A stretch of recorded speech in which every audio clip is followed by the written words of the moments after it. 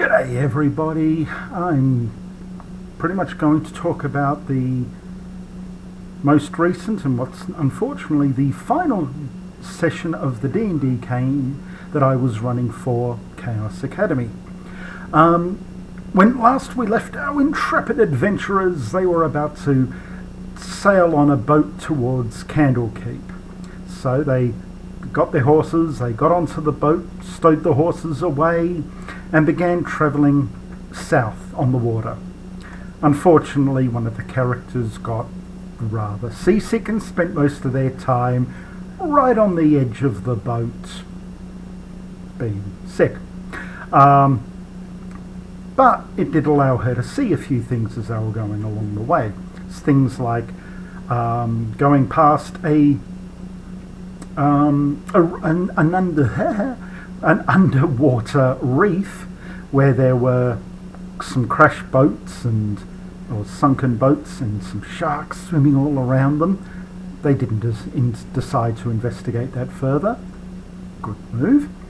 Then they went past some storm giants that were casting some sort of spell, and then they, after a while, thinking, oh, should we go and disrupt them and all this, they decided no, because they're actually holding the weather back from the coastline to protect their own coral undersea castles. I'm not used to sea adventures, that's why I keep calling it underground. And then the final encounter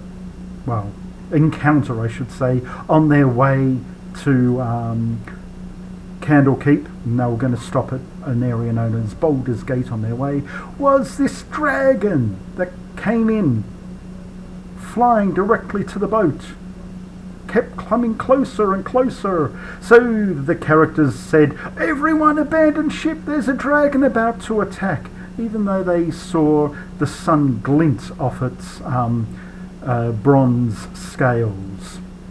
And this dragon kept coming closer and closer, and they kept trying to convince everyone, abandon ship, but the crew, and definitely not the captain, were willing to do that. Then the dragon came roaring into the ship just above it, transformed into a human, plopped down between the characters, introduced itself and basically said, oh, sorry, I thought you were some rather powerful characters or adventurers that might have been able to help me with something, but really you're just 4 low-level guys. Maybe you can come back and help me when you're more powerful.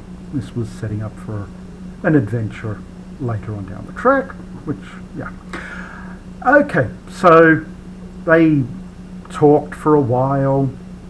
The dragon then helped them get to Baldur's Gate quickly, and also helped them get to Candlekeep a lot quicker as well. They had to go to Baldur's Gate to drop off some cargo, and they had no problems there because the characters decided to stay on ship. Smart for them.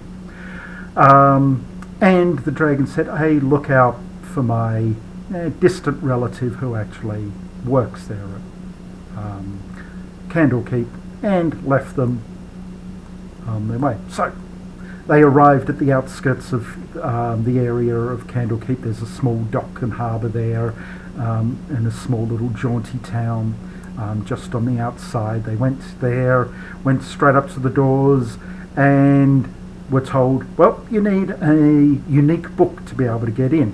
Which, of course, they had a unique book from the adventure with the fake lich, but they weren't really wanting to give it up. So they left. They realised it's the only way they're going to get in and get any information on this book, so they eventually gave up the book and got permission to enter Candlekeep for a 10-day. So they met up with a bronze dragonborn who was said would help them with their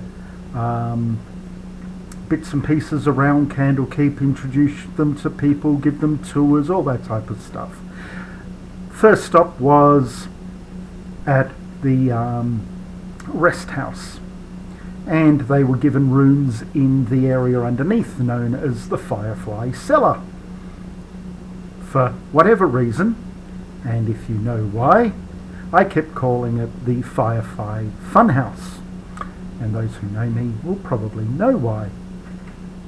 Okay, but they were down there, and it's part of the adventure that they were going through, which was in this, nope, not in that book, in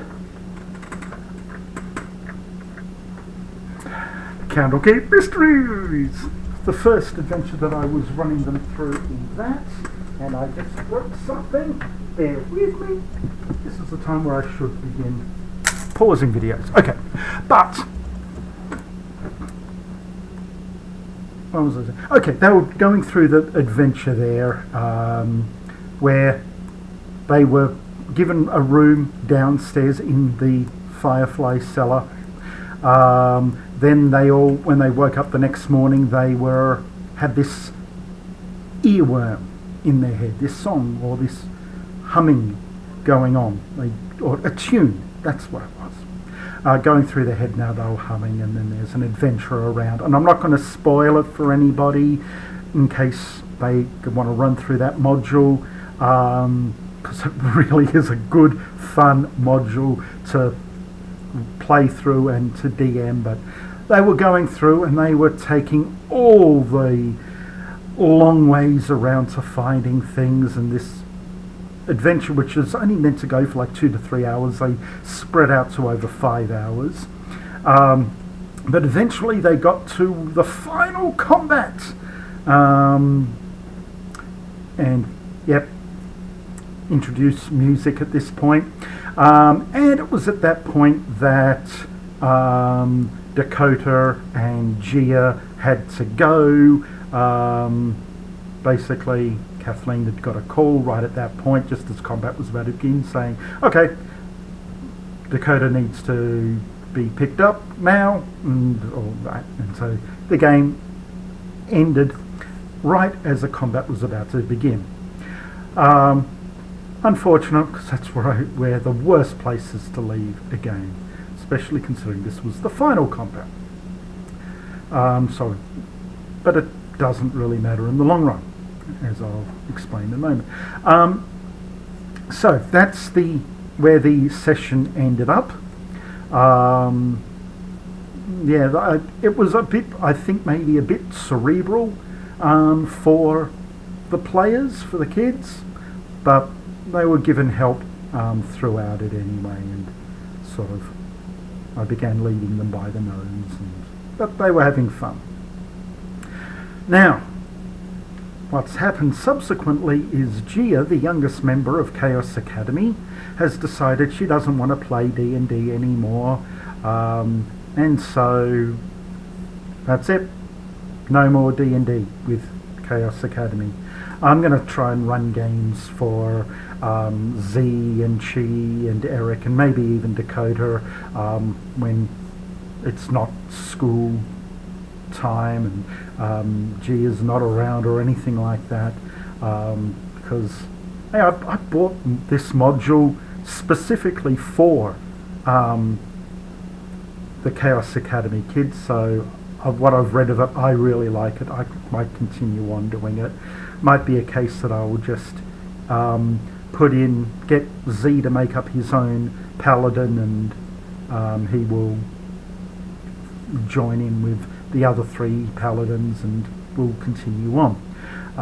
So yeah, that's my hope for the future in there. But as far as this being a Chaos Academy part of the curriculum, well, c'est la vie. Okay, so there's that. There was something else I was going to mention.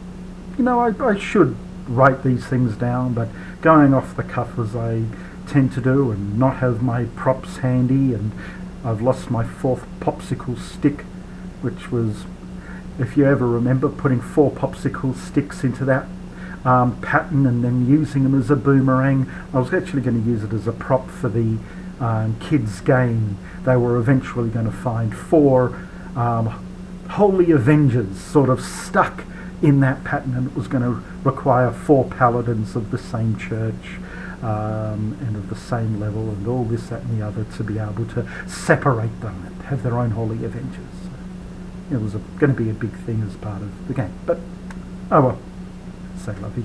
All right, well, that's it for today. I still really would love to be able to play in games myself, and in fact, to that point, Eric is still reading the basic book and that starter kit adventure, and he's going to take me through, and Z's reading it as well, so both of them are going to co-DM me through that at one point, so that's going to be a good part of his language and comprehension portion of his schoolwork as well, because hey, really it comes down to it, yeah, you can do book reports and all that, but if you can then turn around and run an adventure from a book, then that really shows a full understanding of not only the adventure in front of you, but the rules that go behind it and everything. And I think it's a great skill for anybody to be able to learn to really understand that comprehension of source materials and stuff like that. All right, take care all. Be good, be careful, stay safe, all that stuff that we need to remember in this day and age.